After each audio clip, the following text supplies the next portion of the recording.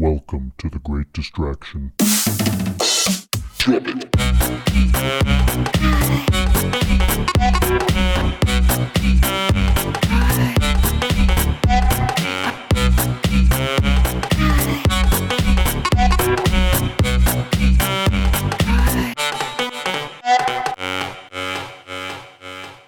What's up, folks? This is The Great Distraction, and today the topic of discussion is blue gold. My name is Ben. With me today are my co-host Thomas, How's it going? Rick, Hey, everybody. and Matt. I'm here. If this is your first time listening, welcome. We thank you for joining us. The Great Distraction is a podcast that focuses on a vast and random range of topics, and we hope that each episode leaves you with, if nothing else, a little something to ponder. Before we start, just a quick reminder, if you guys have any questions, comments, or topic suggestions, we would love to hear them. Great Distraction podcast at gmail.com is our email, or hit us up on Facebook. Same thing, Great Distraction.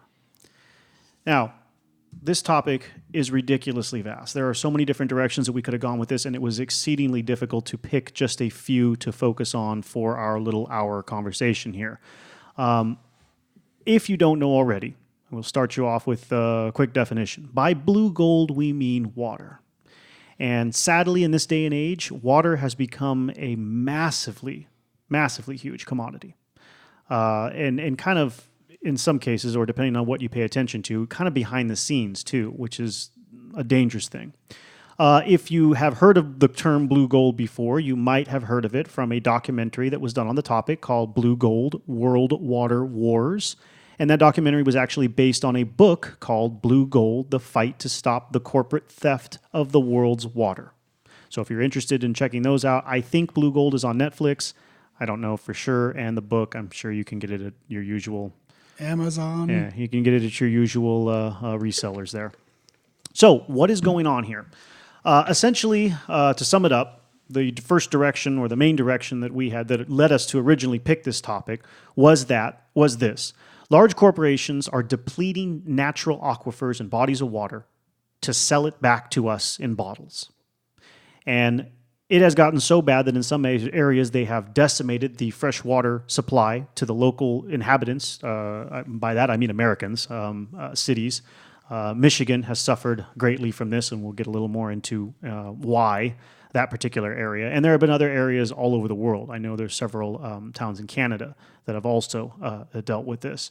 Many of the areas surrounding the Great Lakes, because the Great Lakes is I'll cover that here in a bit. Anyway, the most recent major public scandal with this was, and the last several, I think, have been with the Nestle Corporation.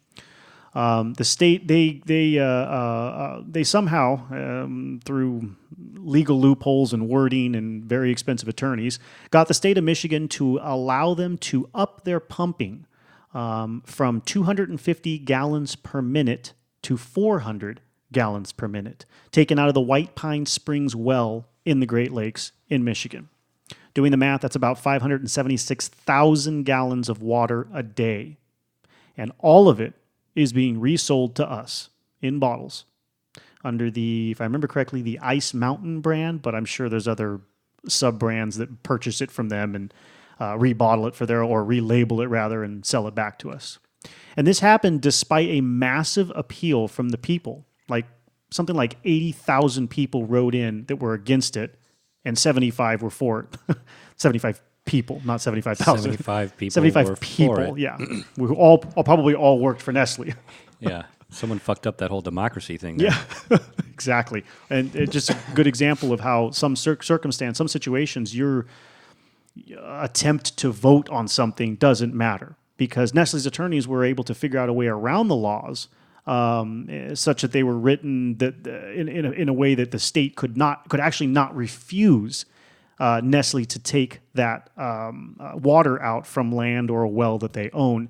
And I did not get into the legal lingo of it, but it looked to me, just getting the gist of it, that they were playing off of laws that protect you and I, saying that water should be for everyone, and that it's a natural Birthright. Yeah, it's a natural right or whatever for survival. Well, I guess from what I got from it, the way they're playing it is, well, it's for everyone.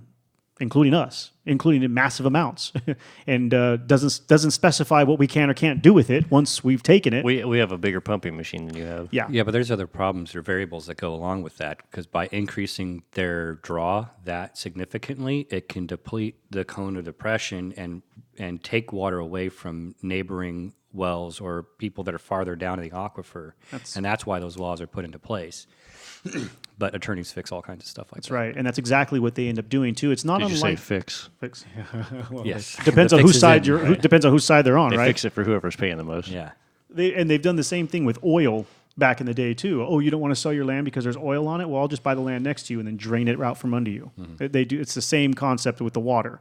They don't even need to get the land that you're on. They'll just take it from the land next to you, and guess what? You got no water on your under your land anymore. Not only that, it causes, in the case of Michigan, there are dozens of communities that no longer have fresh water. This is like third world stuff here, guys, and it's like current. Like the aquifer is depleted or there's like saltwater intrusion issues? Both. Okay. And then also some of them have diverted it to try and bring fresh water in from polluted sources like rivers that were I don't know if you want to say infiltrated. There you go. That's what I was looking for. Contaminated with lead piping. And I can't remember the one. Oh, Flint. The big thing with Flint. That was the situation with Flint that they had diverted. They had changed their freshwater supply to their river. I don't remember the name of the river, but that river had old pipes that were made of lead in there, and the lead content in the river was ridiculously high. And about 100,000 people were affected from too much lead. Adversely affected from too much lead in the water that they were drinking. Wow. So they were pushed out. It was pushed out to all of them that don't drink our water. Go buy bottled water now. So now not only was the cost, and I can't remember if the reason they switched to the river water was because of this type of draining, or if it was for another reason. It may have been for another reason, but it's an example of what can happen when there are other communities that are in that situation because Nestle has sucked them dry, taken all the water out. Literally. Yeah, literally. For reference, the Great Lakes hold about 21%, almost a quarter of the Earth's fresh water. How is that? Have you been to the Great Lakes? Huge. I know they're huge. It's They're like looking at the ocean. Surface water. Massive. Probably. Fresh Well, that's water fresh is what water. is what I Yeah. read. Well, Fresh but water. groundwater, I don't think they even really understand how those That's what- aquifers are connected. I would call that surface water. Okay. Yeah. Because that's not including the like the glaciers, right? Yeah. That's not water yet. Technically, it is H2O, but it's in I don't think that's- ice form. It's not in Yeah, liquid but I don't water think they form. look at that as I don't think that's included in the amount of fresh. I think fresh water is reachable and drinkable. I think it was what they said. So there was a definition for it. I can't remember now what that was, but you can look that up. I found that on a federal. Lake Tahoe is huge. Yeah, It's so deep. Lake Tahoe. It's not a lake; it's an ocean.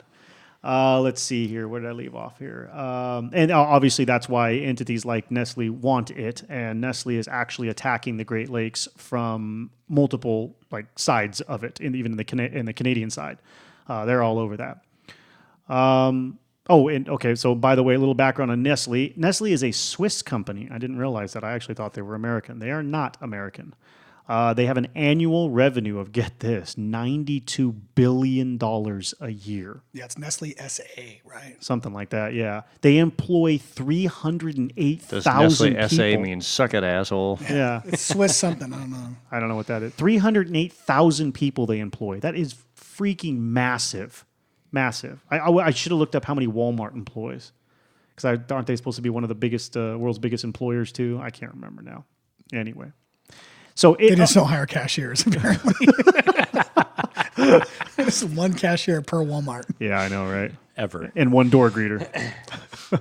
Yeah. It's like, what? The door greeter is as important as the cashier? I don't understand this. Of them all, though, Nestle is the largest. There are others, corporations that are after the water, but the Nestle is the largest of the problem corporations that is stealing all this water. They own wells all over the world, and they're doing the same thing that they're doing in Michigan everywhere. And even to the point where they're outbidding towns from purchasing wells in their own territory. I mean, they just... Well, they have more money than a lot of they're communities you're not going to beat any little community, even if they pool all their money together. They're going to Nestle can walk in and say, And I think it's the CEO of Nestle said publicly that people don't have a right to water. that it's not a right. Yeah, that's how the water's a commodity, right? Yeah. So because To it's a them. commodity, it's sold to the highest bidder, not the person who has the most moral need for it or moral use of it. But see, that depends on who you ask, because they want to commoditize. Oh, well, Because they're a company that wants to make profit. Oh yeah, big time. The whole quote unquote they, the theys of the world have already decided this for us. Oh yes. We Oh have, yes. They've decided they're going to continue getting richer, and we are going to pay for it. I wasn't on board with that decision, but all right. Yeah, one of your most basic human needs is no longer a need or a right, but something that you have to purchase to survive. Yeah, it's funny too because the way some of the laws that are written around some of these things with water rights and how they're given out, there's other industries that are regulated similarly, right? But we can't. You know what? We can't go. You know what? I'm going to switch from natural gas or oil to natural gas because I'm upset with the oil industry or whatever it is. You can't switch from water to something else. Right. Yeah. Gatorade, man, it's got electrolytes. It's still Go water. away, I'm baiting. It's got what plants need, man. Dude, I just watched that again like a month ago. I love that movie. If you haven't seen Idiocracy, yeah, watch it. It'll make you want to kill yourself. Yeah. Yeah. Okay, so I wanted to continue a little bit. It's kind of off topic, but it's still along the same lines. The other reasons to be concerned, because we are going to head into this in this topic, other reasons that bottled water should scare you. They don't just end in the fact that they're major corporations depleting water to fill these bottled water to sell it back to us. But there is, if you haven't seen it, a good source of some cool information, or I don't know, maybe you don't trust what information you see in documentaries, but then you should go out and research it yourself. Watch the documentary called Tapped. That one is definitely on Netflix because I believe that's where I saw it. They talk a lot about this bottled water stuff. There is next to no regulation or quality control on the water that is put in bottled water. All of your regulatory entities and protection for what goes in your water are federal and public municipality run and Regulated. done. So when these entities start filling their own bottles of water, they're not held to the same standards that your damn tap water is held to. So now that's not to say that the entities that monitor, and I'll talk a little bit more about this in a bit too, but are perfect, but it's better than nothing. And that's exactly what you're going up against when you have a private company filling bottles of water for you. They are going to do anything they can to maximize profits. That's the most important thing, that you're buying this bottle of water. And all kinds of stuff, of bad stuff, has been found in all brands of bottled water. I mean, everything from arsenics to plastics to BPAs, even though it says BPA free. Maybe the plastic container is BPA free, but that doesn't mean there isn't BPA in the contents of whatever is in that plastic container. Yeah, and speaking of the plastic container, those stupid bottles, the plastic bottles, are the worst producer of plastic waste in the world. And if you've seen, what was Plastic the other? World? Plastic Ocean. Plastic Ocean. Plastic Ocean is another awesome documentary that focuses on how much plastic, even at a microscopic level, is in our oceans along those, well, all over the oceans, but specifically mostly the way they focus on the currents that pass between a couple of continents that carry the big drift, the big trash currents, they call them. Yeah, there's an island off of Yes. California that's as large as the state of Texas that's just plastic. Yeah, It's been the pooled floating- and swirled yes. together. It's a amazing. floating plastic island. And And that's not even the stuff that's been degraded by the salinity of ocean water. Because, there's that's just big, huge chunks of just plastic. But it And the breaks sun. down into the water, and then the fish eat it. It's a huge. Yeah, that's a whole other subject. It's a nightmare for the That's a new entire ecosystem. But I think with the water thing too, we've been sold this ideology of being convenient. Everyone's special. Everyone gets their own bottle of water. Everyone gets to say, if you really give a crap about the environment or the planet in general, just buy a canteen or some sort of a stainless steel bottle and reuse it for crying Exactly. out loud. Put a filter on your tap or something at house. And like you said before, the regulations that tap water has in a lot of cities are way higher than the regulations that are put on a private entity, which are most of the time non-existent. Yeah, non-existent. Just like we talk about private prisons, they don't have to report what they're doing to anybody because they're a private industry. So when you buy water from a private industry like Nestle, they can do whatever they want. There's really no regulation to any of this stuff. And if you don't already know about the off-gassing of plastics, that's a whole nother topic. Have you ever sat in your car and looked at the inside of your window and went, why is the inside of my window so nasty? What's this weird film? What's this film What's this on weird it? film I keep wiping off of it? You know what that is? That's the off-gassing from the plastic dash in your car onto the windshield. You can actually see it and scrape it off. That happens in every form of petroleum that's manufactured on this planet. It also happens inside of plastic containers that hold water. That's good news. I thought I was just filthy. Nope. No, you're still dirty. Your windshield's dirty also. But it's actual off-gassing from the plastic, the manufacturing of a petroleum plastic. Yeah, I think a lot of people don't realize that plastic degrades. If you had maybe, I don't know, depending on how old you are, you might remember some electronics from the 2000s. You might pull out your old MP3 player from early 2000s or your CD player, and that what used to be the elite feeling rubber, soft rubber, touch rubber, the coating that used to be on there. Touch that shit now, and it's sticky. It is degrading. It's falling apart. It's going back to its oil-based material, and who the hell knows what it's leaking off onto your skin as it's doing that. And in some cases, you can clean that stuff off just for FYI with isopropyl alcohol. But nevertheless, dude. And then also another factor, too, about the bottled water thing, because of the way bottled water is manufactured, moved around, distributed, by the time you get a bottle of water that you drink, the water has been in that bottle for about a year. And who knows under what heat, which, by the way, heat releases all kinds of bad stuff from the plastic into the contents of that plastic bottle. It's insane, dude. It's really bad. If you're somebody who wants to live naturally and be a more healthy person, stop buying bottled hopefully water. you've already figured this one out if you want to live that way. But reusable stuff, man. Create less waste, right? Leave no trace. It's leave no trace. Yeah, that's the burner mentality right there. Hell It's yeah. not a bad one. Nope.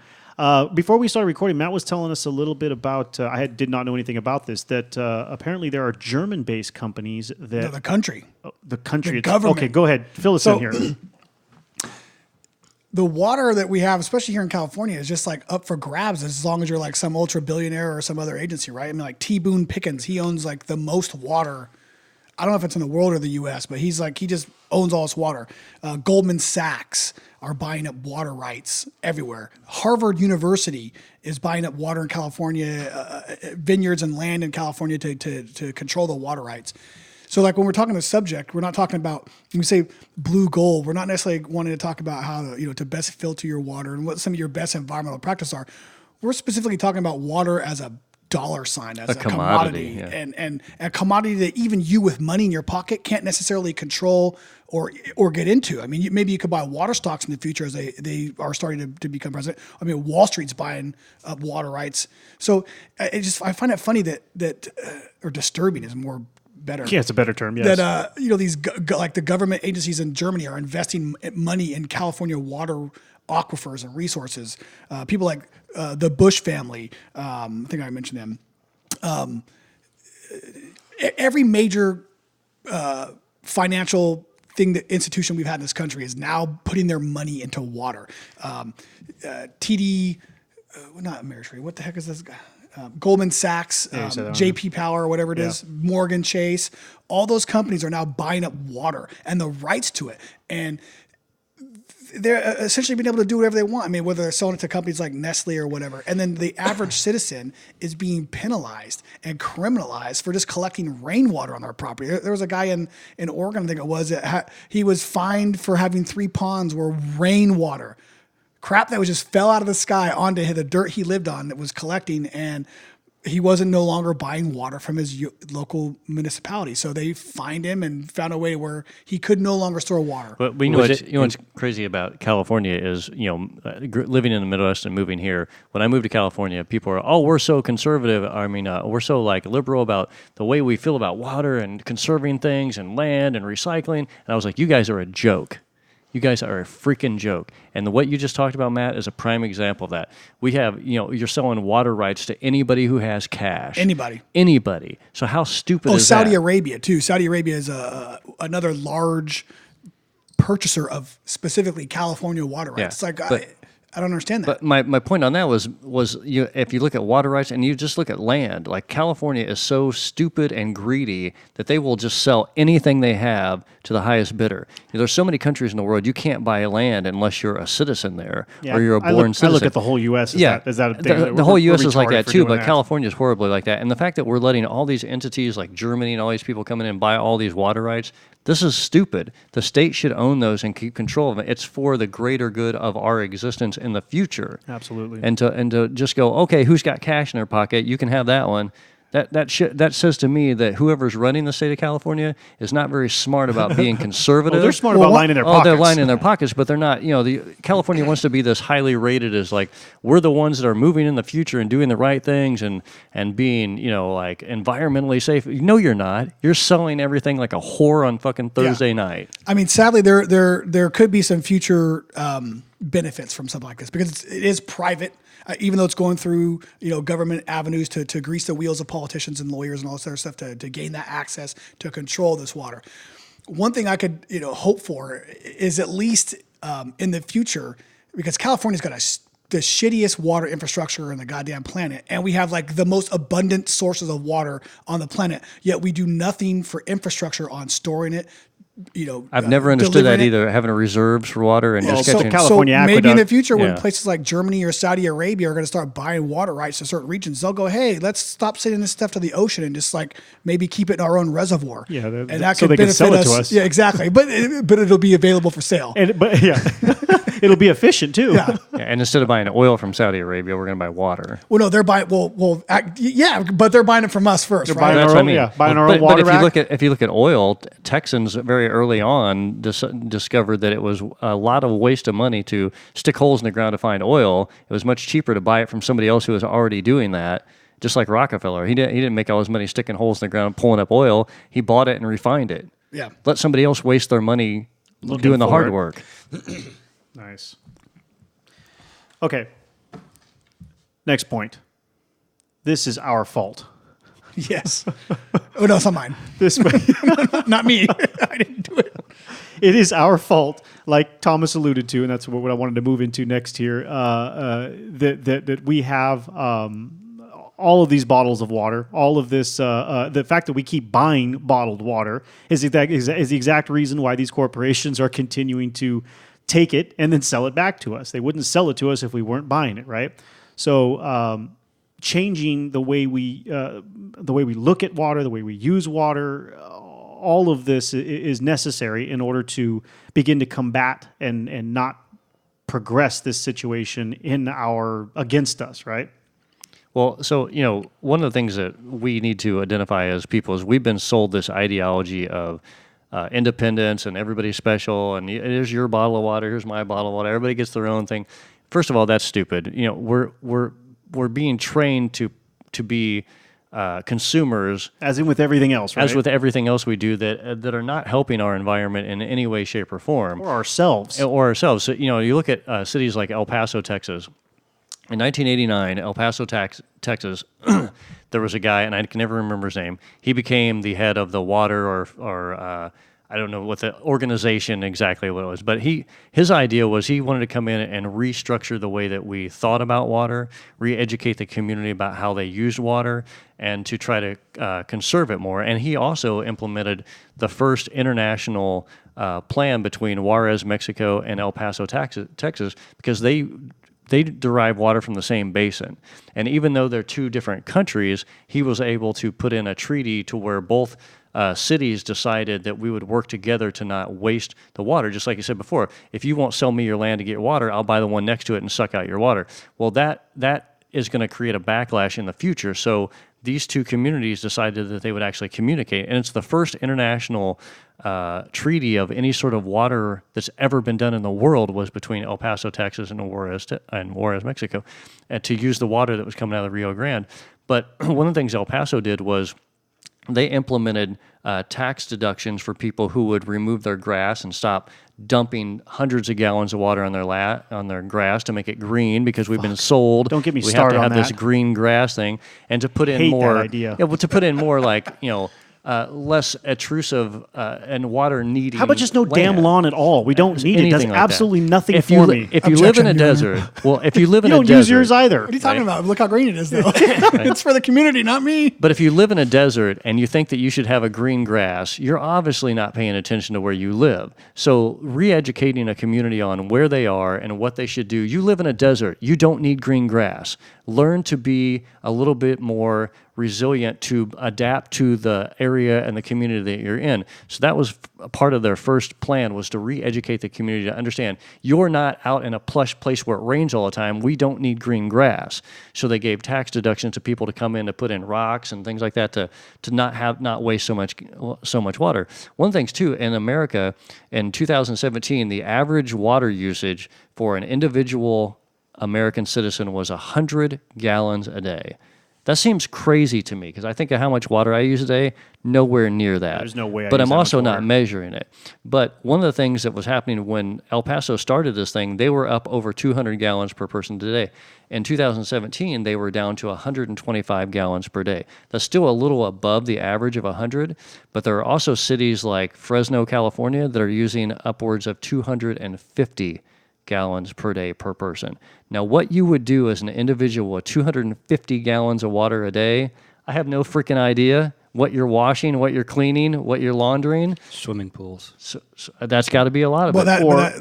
that's one-time fill, right? I mean, if you compound it out throughout the year, it's how much you used a day to fill. I your wonder pool, too, but- though, if how they're generating that stats, because if they're generated simply as, okay, the city of Fresno uses this much water divided by this many people, well, isn't there a lot of agriculture out there? So Well, that's separate from the agriculture. that's separate from the So okay, wow. in the world in general, we use about 70% of our fresh water for agriculture. wow. That's That's the world exactly over. why Saudi is buying the water in California.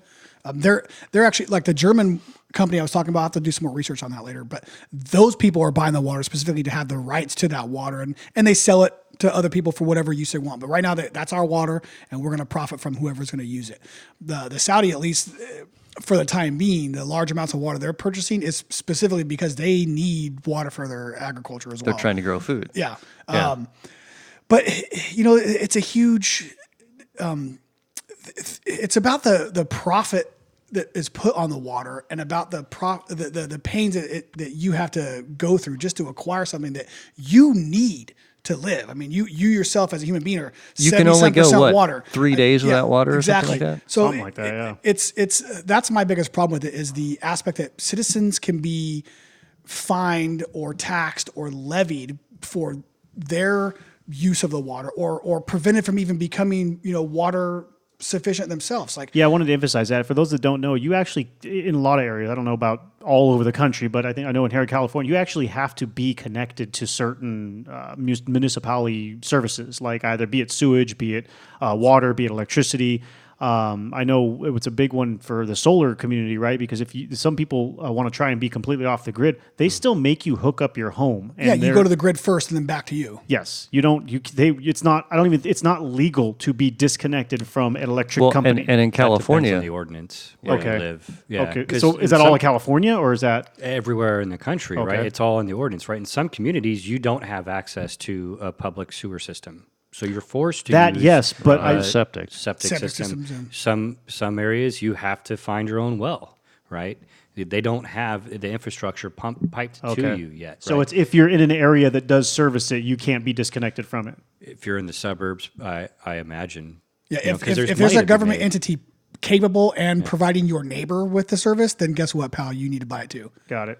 Yeah, and I have some friends that live in Yucca Valley and near Palm Springs, and they've all been on septic tanks for years. Mm-hmm. Well, the city is moving water. They're starting to put sewage lines through there. The state of California does not want to have Septic tanks. septic tanks anymore. Yeah. because they're leak. They leak. they're leak. They're a possible ecological disaster. They're a possible health hazard too. They're a health hazard. So they're trying to get rid of those things. So they're trying to limit all these things. But yeah, it's ridiculous to think of the way we really, with commercializing, with advertising, selling products, you got to wash your hair twice a day or once a day or this, you got to do this. All these things that were, okay, yeah, we want to be safe, we want to be Healthy. hygienic, we want to be Hygienic, yeah, that's what I healthy, was looking for. but there's an extent to where we are just buying products over and over and over and over and over and over and over. I don't know if any guys got girlfriends or wives. I was just gonna say, dude, girls in their bottles of soap. Yeah, you don't need that many shampoos. But when I go in the bathroom at home, there's 800 things there, and I use Dove soap and a toothbrush. toothbrush. That one's mine. Those 15 are hers. Yeah. And so I think there's a mentality here, and especially in America and probably all over the world, where you need this, you need that, you need this, you need that. When I was in my early 20s, I had some friends from Belgium that came to visit because of the band I was in. They were selling our records there, and they were coming. And anyway, we sat around talking, and we kept going, hey, man, you guys want to take a shower? They're, no, we're good. And we were like, No, and it was my first shower. it was my first introduction to like European bathing and European water, because they have already been in a water issue for a very long time. They're not spoiled brats like we are in America. They've already had water issues through most of Europe. So they're a lot more conservative with it. But as I started talking to them and how I lead my life, I don't take a shower every single day. I don't want to waste the water. B, if I haven't really done anything, I've just been hanging out today. Well, Yeah. I mean, how bad do I really stink? I can take a rag, wash my underarm, wash my face off, wash my hands, whatever. I'm clean. I don't need to take a 45-minute shower twice a day. And and I don't need to buy 20,000 products to clean this and do that. We've been taught to use water in a really horrible, wasteful manner, and re-educating the community and people to not waste the water. And that's one of the things I really like about this model that El Paso put into play, because they did, and they went into like grade schools, and they even came up with a mascot that was a raindrop. And they went into schools and taught people and taught kids how valuable water really was. Well, I think our culture is definitely changing in that aspect. I mean, when I was a child, not that I was wasteful than the next, but when you would brush your teeth, you turn the faucet on, you start brushing. I know. The And leave it goddamn on the sink whole could just be time. on the whole time. You're in there For no reason. And nowadays, it's like, hey, here's your glass. Yeah. Pour the water in the glass, shut the damn thing off. That's the amount of water that it's more than what you need to, Yes, right? Yes. And that's changed. Fresno, you were talking about earlier about their water usage, and that's an older area. I mean, there's a lot of area that's built up around there, but it's a little bit older. So I'm not sure if they're, now we have like your toilet has to be, a minimum of 1.6 gallons per flush, or Well, or it's- more that one- environmentally friendly. Your shower heads Yeah. now can only put out. Yeah, in California, there's a lot of things. But what's funny is during, and water for me, I've been researching random things about water for years, because I've always been interested in it. And the infrastructure, when you talked earlier about how horrible the infrastructure in California is, it is beyond horrible. Yeah. There is estimates that they're wasting because of the way our actual infrastructure for moving water between delivering it and aquifers, all the everything that we're doing, the aqueducts, everything we're doing, we are wasting over 50% of the water that is available to us, just because of our infrastructure. 50% waste? Yeah, That's a lot.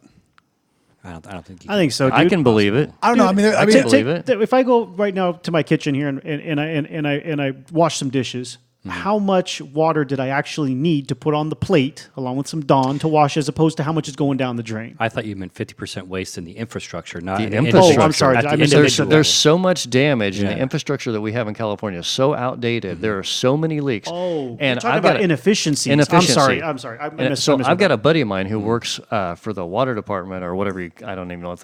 I don't know the names of different things. He's on call constantly. Every single time he's on call, he has to go to some crazy thing. They're constantly digging a hole where 50 million gallons in the last year has been dumping over here, or some ridiculous amount of water.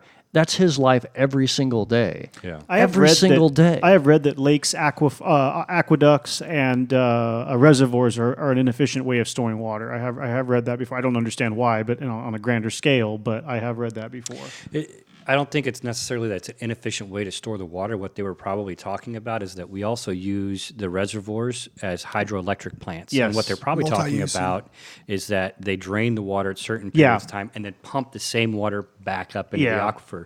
But what they're not understanding is that they're generating electricity during peak demand and they're using the electricity when it's cheap. So it's kind of like a recycling effect where they're making more money, right? Yeah, Because they're generating the electricity when it's needed most. The California Department of Water Resources is the largest generator of electricity in California, but it's also the largest consumer of it, and that's one of the aspects because So that's the they state water project, yeah. right? So Yeah. they're moving water from reservoirs in Northern California to Southern California, and DWR only has like 4 of the 8 reservoirs in California that they operate. The others are under the U.S. Bureau of Reclamation, so that's federal water they're not messing with. Yeah. So we're talking like a... And the feds are watching them too, but yes. The feds have a you're different right. program. They're Yeah. not pumping the water to FERC, I Southern believe. California so that they have swimming pools and green lawns. That's DWR.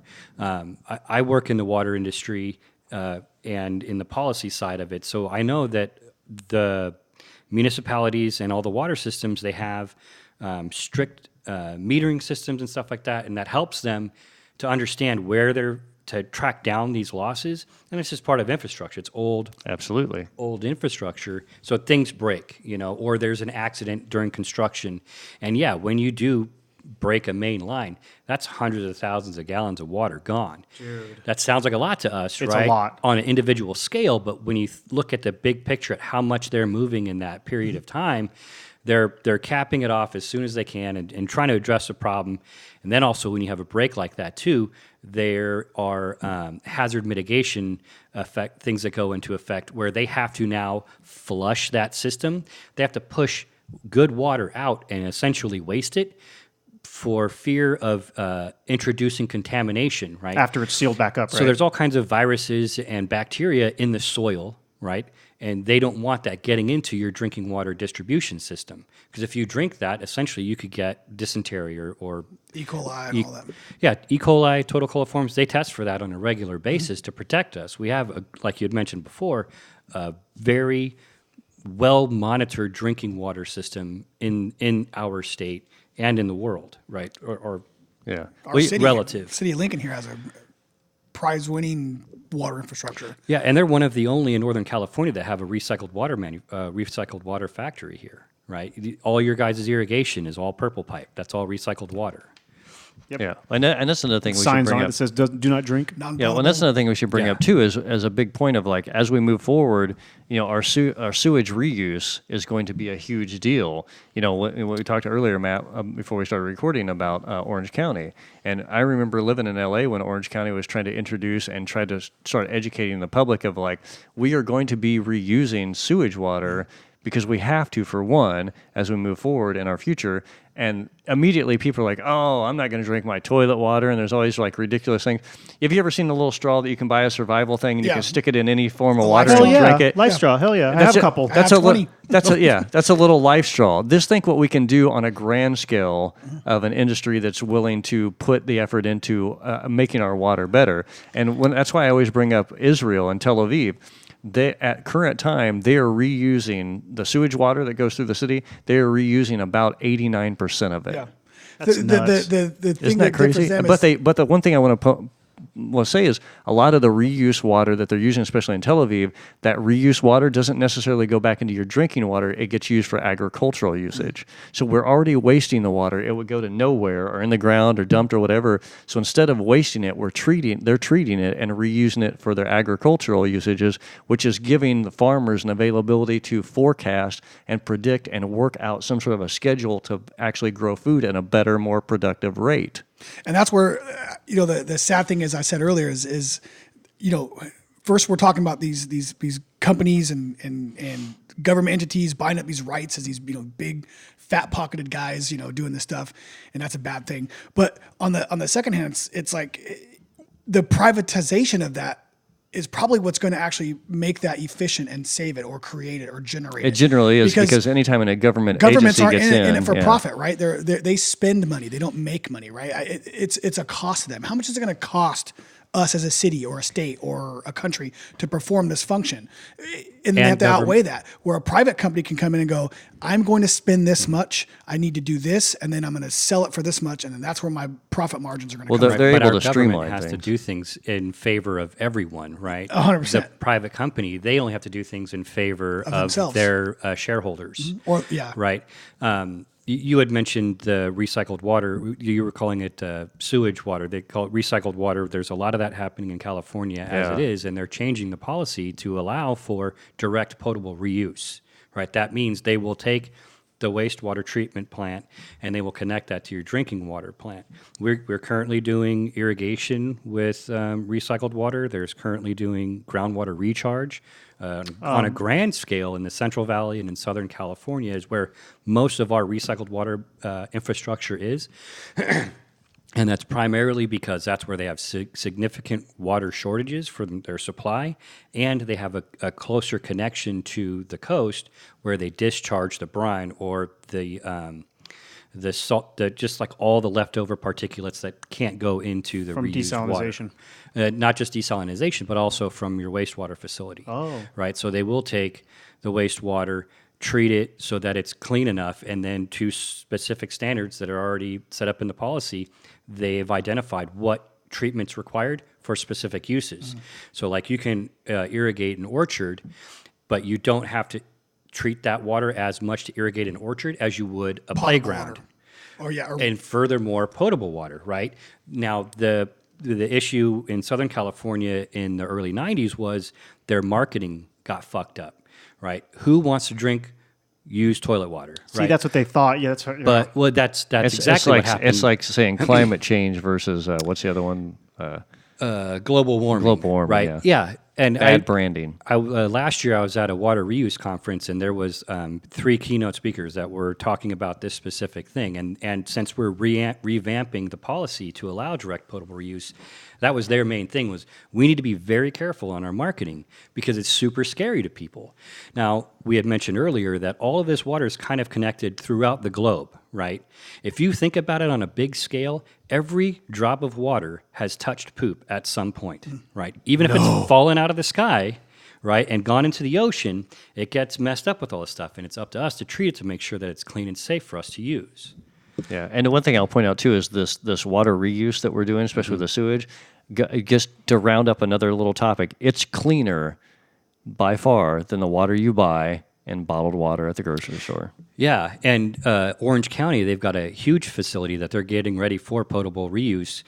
They actually, when their first couple runs, were making it so clean that when people were drinking it, it was tasteless. Right, and they didn't like that because that's not what they're used to. Yeah. So they had to start putting things into the water after they treated it, so that it was more palatable for human consumption. Do you know what they were adding?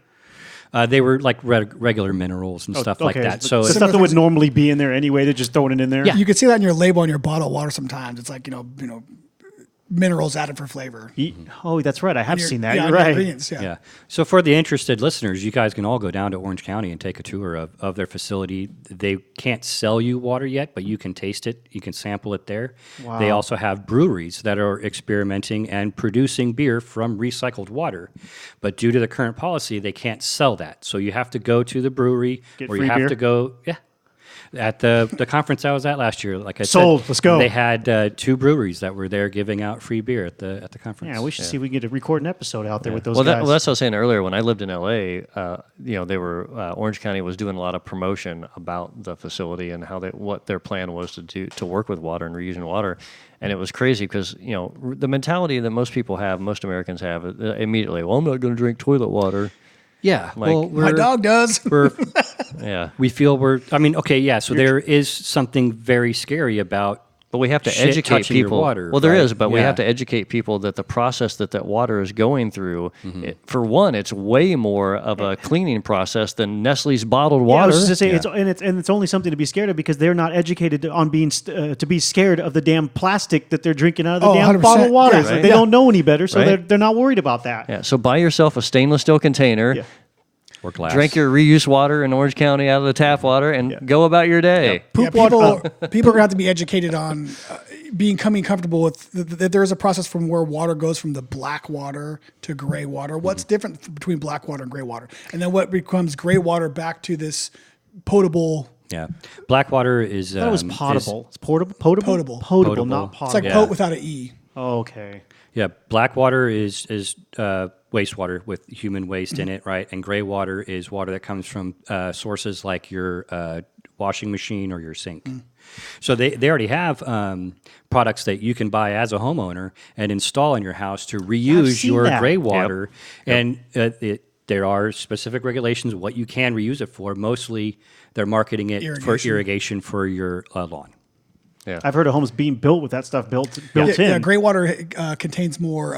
It has it's Chemicals. phosphorus is highly present in gray water. That's probably because of the soaps and stuff Detergents that and you're I was gonna say all using, the- and that's what that filtration is for. And then it can't be for all of your sinks, right? I don't think they can use your bathroom sink because sometimes you get fecal particulates on your hands, or same with your shower water. Yeah, I piss in the shower every time. Well, Thanks for sharing. Well, urine's Dirty fucker. sterile. It's the fecal particulates that they're worried about. You're not pooping in the shower. Yeah, I've yet to shit in there. that's See, not when untrue, he's like right? trying to wedge it down the little hole. Dude, you don't wanna do Everybody's been pretty sick or hungover. You have a sneeze, and Yeah. shit happens. I've been in the shower. Literally, shit trying to, happens. trying to come down from a drinking binge and been in there puking up. So yeah, I wouldn't want the shower water included in mine. Yeah, so that's why they have that disconnected. So then with it's gray your water. dishwasher, your kitchen sink, maybe if you have a bar sink or something like that, Yeah. and maybe your clothes washer. Not your clothes washer, also for the fecal contamination. But Skid marks. Diapers, Skid marks. shit. Your Yeah, bunghole. exactly. Yeah. But it's crazy in like California. Isn't it illegal in California to collect rainwater? No, not in California, but some states do have that. And with the point you had made earlier, if it were a ground reservoir or like a natural inundation in the ground surface, that's probably not accurate. But if you had a cistern and he was collecting it, that's where some of the states were nailing people on that. But Well, yeah, I every think he state's specifically. different. I think he specifically dug his What's a cistern? It's a It's above water ground storage. water tank. Yeah. Yeah. Above ground water tank. Really? So basically storing large amounts. Yeah. They didn't like it. Well, Yeah, it's crazy. But every state has different water laws. Got it. Right? California's is different than New England, but they are Some all kind of cisterns can be similar. underground. There's but no they're state of New England, by the way. manufactured. Okay, I fucked that up. Thanks for not letting that one slide there, big guy. But Trying to it's keep you crazy. honest, man. The difference in other countries. I have a friend who just moved to Thailand a couple of years ago, and they built a house in Thailand, and they're pretty much completely off the grid because if you live in Thailand, you got to understand something that your electricity is probably not very dependable. Yeah. Your water isn't very not very heard that dependable. about- So there is a lot of contractors in places like Thailand that are building houses for Americans that are retiring there, and that's who built this house for my friend. He's in his late 60s, are retiring there. They get a lot of water, especially in the monsoon season. So what they do and what his house is, the basement is basically like a giant swimming pool that collects rainwater. That's a cistern. So that's what they do, and then they filter that through. Some of it gets used for irrigation, and it runs through like several different pumps and filters. And what's the cleaner part of it gets reused for water in the house. Yeah. That's how they depend on their water. They have a well, but a lot of it is from collected rainwater. Yeah, and the collected rainwater is probably cleaner or much easier to treat because it's most pure form, right? With the water that comes out of the ground, there's all kinds of things that are touching it that you have to make sure that you. If it was A lot of- contaminated, There's a lot of constituents in that water. Yeah. So maybe just simple disinfection with a little bit of chlorine in the rainwater, and they're good to go for quite a while. Yeah. But with the groundwater, things change even. Yeah, that's crazy. When he was showing me photos of them building the house, this it looks like a big swimming pool. It's thousands of gallons of water that they collect, and that's the main source of water for their house. And I was like, man, that's brilliant. I mean, I don't know. It seems like a really good idea, but I think moving forward is we are going to have to learn to adapt to different situations for water. One of the problems we have is we live in a political society that is based on regulations towards things, just like having a water sewage set up or electricity at your house. You have to go through these utilities. You can't just say, I'm going to be off the grid. Yeah, but I mean, if you think about it, it's like that is put in place because people are people and they're greedy. Somebody along the line in history has taken advantage of people that were Wanton, unaware. wasting, Yeah, they just don't know, or they don't have time to worry about where the water comes from. Just you tell me it's good, I'll drink it, we're good to go, and they're mismanaging their resources and hurt people. Yeah. There's also the wanton waste. Humans are. We talked about the food earlier. People waste. I mean, we're wasteful creatures. I mean, especially when things have been here. so abundant to you. Yeah, here. Yeah, I'm yeah. speaking of us in general. Yeah. Here in America. Especially you. No, yeah. But when something is right, I mean, how many faucets do you have in your house, right? You got one there, you got one there. They're everywhere. Every bathroom's got one. We're so used to having water Some at have our two. fingertips, right? Exactly, right? So the wanton waste of it. I mean, your neighbor's just leaving a sprinkler on all day long because he doesn't care. It's just, it's out of Oh, sight, my out of neighbor mind. does it all the time. During the middle of the day in the summer, they're watering their lawn. And I'm like, I want to go over and smack them in the head. I mean, that's where the regulation comes in with the idea that it's going to benefit the greater good, but then it becomes the point where they overregulate to where you no longer have equal access to. To compensate for that guy. Exactly. And now beyond that, going back to the original subject matter of the blue gold, is that we're going to give this guy the access to all the fucking water. Not just, more water than you would use in your lifetime. He has access to all of it, and he can do whatever the fuck he wants with it, sell it to whoever he wants from it, prevent you from having it. And that's my biggest concern with the whole blue water thing, which I really wanted to touch early on, was like diamonds, right? Fucking diamonds aren't rare. They're fucking not rare. It's a controlled market. But they farm them and they house them and they control how much comes out so that, suckers like us got to go in the store and, drop 10, 15 grand on one, not suckers like me, because I ain't never I'm bought a diamond, sucker. never get it. Amen, brother. Amen. I bought a whole bunch of them. How many times have you been married, brother? I've been married once, but for 20-something years, so I've had to buy more. And he's made a lot of mistakes. Upgrade a little bit. But I'm that's sorry, my baby. point, is they control diamonds as a commodity as if they're the most rarest goddamn thing you're ever going to see. And if you don't buy one of these for this person, they can't possibly love you back because you didn't love them enough to get in the first place. That was the second part, but the rarity was the first part. Water is going to almost be a similar thing where they go, you know what? We're just going to slow the fucking the drip, the drain, the flow, whatever you want to call it, to you specifically. You still need that water. Yeah. Now you're going to pay so much more for it because this guy's turned it down because he owns the water. He tells you how fucking rare it is, and you ain't got no goddamn choice. And not even that, but there's also natural disasters that can come in to affect that. So it may not be someone turning it off, but the resource is no longer there. Oh, absolutely. Like, I don't know if you guys remember about 20 years ago, there was the genocide in Darfur. A big part of that started between two warring tribes that were both affected significantly by severe drought, and they were both fighting over the same pieces of water, and it just got way out of hand. And then you have corruption and political influence and religious influence, and you just went fucking gangbusters. Well, and there's another thing too. I don't know if you guys remember. I was talking about major events in history. Do you know what the Dust Bowl was? The American Dust Bowl. That started the Great Depression? No, it started the Great Migration. It didn't from start the Oklahoma. Great Depression. The Great Depression was already started, but this was what a lot of people consider, for lack of a better term, a double whammy. Mm-hmm. We were already in the Great Depression,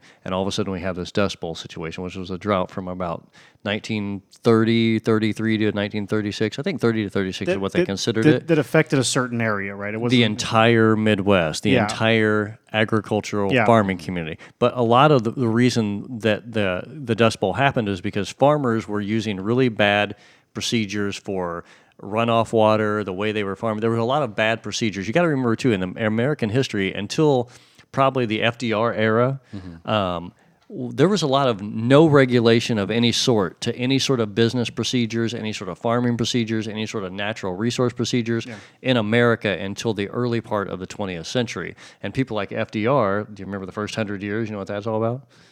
Okay, well, I learned some history here. First 100 years, FDR he came in and said, we need to regulate a lot of the commodities that we have as a nation because we're wasting them, and we've got these people who are monopolizing them. Mm-hmm. So they're really, just raping us on all these things. So the first like 100 the years, Rockefellers and Carnegies. exactly, people exactly like that, because they monopolize all these industries, which is what I think would definitely like to be an option for Nestle on the water situation. But the Great Dust Bowl, that whole situation was caused because of bad farming techniques and people not being educated on how they did things. And we had a drought on top of all of that. So you had all these people in the Great Depression who were out of jobs, who lived in the Midwest and were on farms and stuff. All of a sudden now they can't even farm because now we got this huge drought going on. And the drought was rooted in bad farming techniques. So educating a community, educating a society, a nation, whatever you want to call it, into better water usage and better farming practices, all these things. As we move forward as a people, we have to do that. But people don't like change. Mm-hmm. And it's just like when I was saying earlier about people like, oh, well, I'm not going to drink toilet water. It's not toilet water. It's a change on how we use a natural resource. So the branding of things, just like we talk about all the time, global warming, what a horrible, horrible branding procedure that we use for that. Climate change is a much better description of what's going on. It's a more palatable term. A more palatable term that actually means something. So I feel like we're sort of doomed because I've said this before, Americans are really horrible people to give change and to educate to new ways of doing things. We're not very open to exploring new options or change to do things, and water is going to be the first one that happens. I mean, the way it's perceived at this point, by the year 2050, I mean, our water usage and what we have as far as available resources are going to deplete by, huge leaps and bounds. We have to do something to work out a way to have a future where we have water, or we're going to be screwed. But it's also based on education. Kids today, if when I brush my teeth, I turn the faucet on and rinse out the brush, turn it off, brush my teeth, rinse off real quick. I mean, I'm a little blast of water. But I remember when I was a kid, just like you were saying, Matt, you crank the water on, in the next 7 minutes that you're washing your teeth, it's just pouring out water. We can't do these things anymore. Yeah, well, one of the other things is that's going to be beneficial from changes in this technology is, I think you pointed out earlier, was recharging our aquifers. I mean, that's going to be huge because there's multiple benefits from that. One, you're putting the water back in the ground, right? So the aquifer is full now. So the void is not there. There's lots of things that we have done to this planet, from sucking out the natural gas, the oils, the water, that we're creating these voids, and those voids, when things move, those voids move. So that's good for stability. But like land subsidence in Central Valley, is that what we're talking 100%. And once that happens, that volume is now permanently reduced. You cannot permanently reduced. You put can't your get it money back. back You in. can't get It's it back. gone. 100%. So there's that aspect. But the other thing is that you're recharging the aquifers, and the water's not necessarily being instantly removed, right? You put it back in, and we're taking from it, so it has time to filter, because there's certain sediments that are positive that allow us to filter certain things out of our water, and then there's also some bad things that the earth provides that we want to take out. But we could take that out mechanically, and we do take that out mechanically. But until we get there, I don't know how that's going to happen without these big companies that have the money to go in and grease the wheels of these politicians to say, I want to control this because of this good thing I'm going to do for human beings, which sounds great and I'm hopeful for, but I'm also still concerned about the rarity that they're going to make water. Until we get where?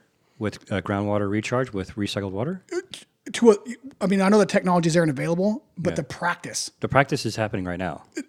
Not large enough, in my opinion. Okay. I guess that's just he's saying that he thinks that if the large corporations start taking it over, they will implement that level of efficiency such that stuff gets widespread quicker. Yeah. And I think in the forefront, I think that they would do that because they have less loopholes, red tape, whatever to implement that, and it would be in their best interest in the beginning. Mm-hmm. However, once they've gotten that efficiency implemented and they're a well greased machine, then they'll start doing. The way I see it, they'll start with the same way they've been going already with the bottled water. They're doing the same thing that they did with the damn bean juice and the coffee. Bean juice ain't worth what they're charging for it from Starbucks or whatever. But guess what? When you turn it into a commodity and start making some clever way to market it, people pay more money for it. They do the same thing with bottled water. That's why we have a $4 bottle of Fiji fucking water. That's for some reason right next to a 68-cent bottle of water. Yeah, for some reason people think it's actually better for them or whatever. Okay, so that's the first step. The next step then is to what he was talking about. Well, now I have control of it. So when it becomes rare, guess what? I'll shut it off when I want because they have control. And this leads us into the bad part of the privatized water situation. That was a Bond movie. What? That was a James Bond movie. Which one? Quantum of Solace, I think. Where I never saw that one. Okay, I'm sorry. I didn't like that Bond. Yeah. Sorry, my bad. Keep going. Nice. Anyway, I fear that's where it will go. At first, they'll sell us that forefront, as the idea is, hey, let us improve. But then once they have all the power, there's nobody to take it away from them. There's no one to regulate what they do with it. Now you've created a monster. And we've seen that in so many markets already. Yeah, and now a gallon of water is $35. Yeah, to poor people. Right? Exactly. And that's a human need. Right. Yeah. And basic human need. Yeah, and humans have proven themselves time and time again to be greedy, even if it's going to kill people. Yeah. But I think, when I was talking about earlier about the European aspect of things, a lot of Europeans understand that this isn't free. It doesn't just fall out of the sky constantly and usable. It doesn't fill a basin in a year. These basins that we're drawing water from, and underwater wells, these things have been filling up since the Stone Age. They're not going to refill in 10 years or 5 years because we change our policies on how we use water. So that's why I think the sewage and the reuse thing is super important. I think it's amazing that we're trying to reach out and do some of these things. But we also, like I said, when I made the statement earlier about the infrastructure wasting so much water, almost every house I've ever been into, somebody's got a water leak, somebody's got this, got that. We waste so much water just in our basic mechanical way that we get our faucets. I mean, like I said, Hey, almost everybody I go into, their faucet's leaking. Yeah, my neighbor across the street just today emptied out the, 30 gallons that was in that weighed down his portable basketball hoop into the street today. So, So there's 30 gallons of drinkable water. Yeah. Yeah, we can't keep doing that. Well, actually, I think he did, but it just ran right down the street in the gutter anyway. I mean, because the lawn's already saturated. I have a friend of mine, an older lady who's retired, and when she turns on her water to get warm water, she puts a pan under it, and until it gets warm, she takes that water that wasn't warm until it gets warm, and she takes it and waters all her plants with it. Okay. She doesn't waste a drop. That's a of great water in idea, her house. actually. Yeah. I don't have any plants in my house, but maybe I should get some. Yeah, but the philosophy of not wasting this thing, and that's what I think the biggest thing is. We need to learn that every drop is valuable. I've done it before. I was doing it yesterday. I was painting something at the shop, and I had a gallon of paint. And the whole time I'm painting, I'm like, yeah, mix some paint, blah, blah, blah. And all of a sudden I was like, oh, crap, I'm almost out of paint. And all of a sudden I went into this like, oh, my God, I'm in panic mode. I'm trying to figure it out. Because all of a sudden this liquid that I thought was just plentiful and was in this giant container all of a sudden became not so plentiful anymore, and there wasn't so much left. Did you put some water on it? No. But if we don't treat water in that direction, we're going to be in that situation as a culture, as a people. And I mean, we need water. I mean, there's no way. Look at agriculture, look at everything. So water is super valuable. You can't have beer without water. Yeah, funny. Most importantly. Do you guys remember a few years ago, we were in the middle of a pretty significant drought in California, and there was the ALS Ice Bucket Challenge going on. Oh, yeah. God, yeah. Right? Oh, yeah. So there were... quite a few YouTube thing. Yeah, quite a few people out there would dump a large bucket of ice water on themselves to raise awareness for ALS. And like I said, we were in the middle of a drought, probably only about 2 or 3 years into like a 5-year drought. And some people that were intending to not be part of the problem decided that they would use bottled water instead of tap water so that they could perform the ice bucket challenge, and would use that to highlight how sustainably sensitive they are to the drought. Totally unaware that bottled water comes from the same water source. And you're creating all that plastic waste. Yeah. I watched one guy do it at the beach. Nice. He could have gone and got Salt water. ocean water for free, but instead he did it with bottled water. Wow, Did he on camera, did he take a bunch of little small bottles of water and dump them and throw them on the ground and then walk away? It was a big one, and yeah. That's the kind of dumb shit social media and YouTube promotes, so that's what you get. And one last thought for the interested listeners. A few books that I've read on the subject that I found very interesting, you guys may enjoy. Cadillac Desert highlights water use specifically in California. Unquenchable highlights stuff across the globe. Very interesting read. And Water Follies is a series of essentially fuck-ups with how water systems were handling what was going on under their control there. That's all I got. Got it. Well, we hope you guys found that interesting, and thank you for listening. We'll see you next time. Show notes and other info can be found at our website, greatdistraction.com. The Great Distraction is listed in iTunes, and we greatly appreciate it when our listeners take the time to look us up and leave us a 5-star rating and review. That helps our show grow and motivates us to continue producing content. If you'd like to get in contact with us, you can do so using the email address, greatdistractionpodcast@gmail.com, or via our website. We're always interested in hearing any thoughts, comments, or questions from our listeners. Keeping up on the latest from us can be done in several different ways. You can add us to your favorite RSS feed tracker. The link is available on our website or in iTunes. Or you can also follow us on Facebook and Twitter. Just search for Great Distraction, one word, no space. As always, thank you for listening, and thank you for all the support.